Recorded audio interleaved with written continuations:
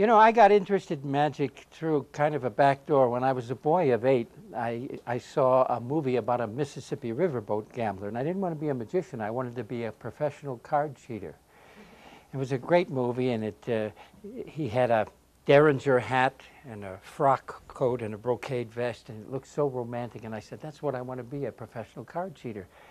And I went out and I bought a book called Expert at the Card Table. And it teaches you how to cheat at cards, how to false shuffle and bottom deal and second deal and all those wonderful things. And I spent 4 years trying to master as much as I could in the book until I came to the rude awakening there weren't too many places for a 12-year-old card cheater to work, you know, unless you want to work for bubblegum and things. And then I looked in the back of the book, and it said legerdemain, which was French for magic, and I learned how to apply these gambling moves to magic. But I've always been interested in gambling, so I'd like to show you a couple of gambling games. Now, this one happens to be very, very old. Let me get this chain untangled. This is a swindle, if you'd like to call it that. I call it a nice, honest, fair game. This was played on boats. This game goes back about 500 or 600 years. It predates craps and blackjack and all the wonderful games. And it's a very simple game in that you have only a 50-50 chance of winning or losing. So that's not too bad, you see. I'm going to show you, it's been called the endless chain, the figure 8. A misnomer is called pricking the garter, because that was done with somebody's belt. It's a little different. But and I've done this with ladies' double strands of pearls, and so you can do it with anything as long as it's an endless chain. Now I'm going to show you how the game works, okay? You see, it's called the figure 8 because it looks like a figure 8. Now, there's a losing side and a winning side. You have to pick which is which, you see. Now, I'm going to show you what a win looks like. Put your finger there, David. If I trap that finger, you see, with the chain and the end, that's a win. Okay. You may let go. You haven't won anything yet, you know. It's just a run-through, for God's sake. So, now, I'm also going to show you what a lose looks like. I can put that win or lose on either side, see. Now, put your finger in there again. Now you see, that's what a lose feels like, okay? All right, so you see there's a difference. And I can put it on either side, you see. Now, I'm going to, this was taught to me by a racetrack tout, but he never told me why you win and lose. I'm going to show you something that nobody ever gets to see, why you lose. Now, this is the lose over here. Put your finger in there for a moment. Well, take it out, and I'm going to show you why you lose.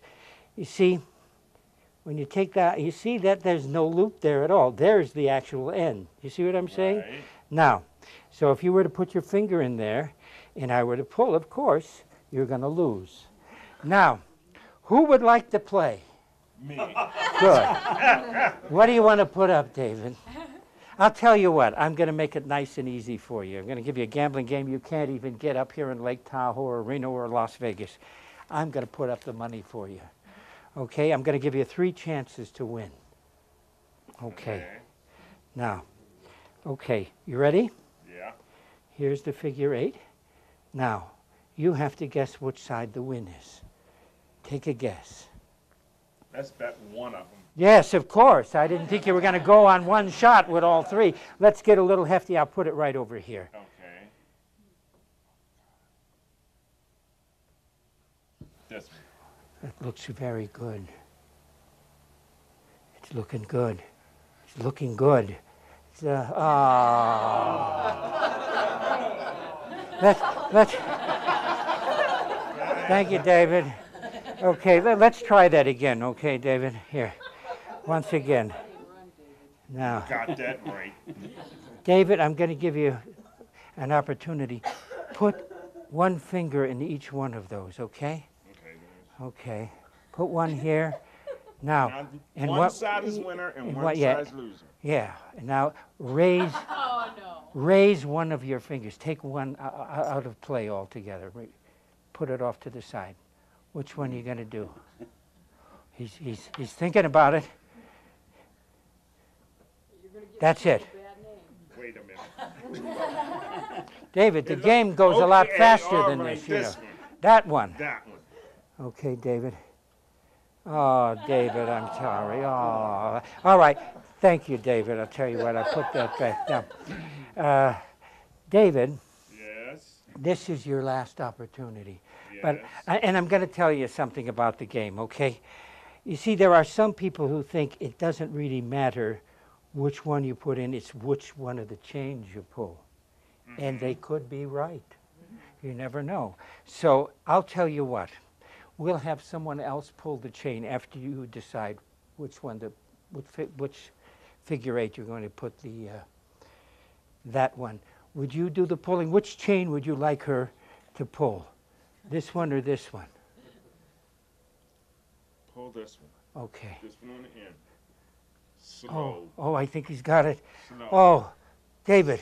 Nope. David.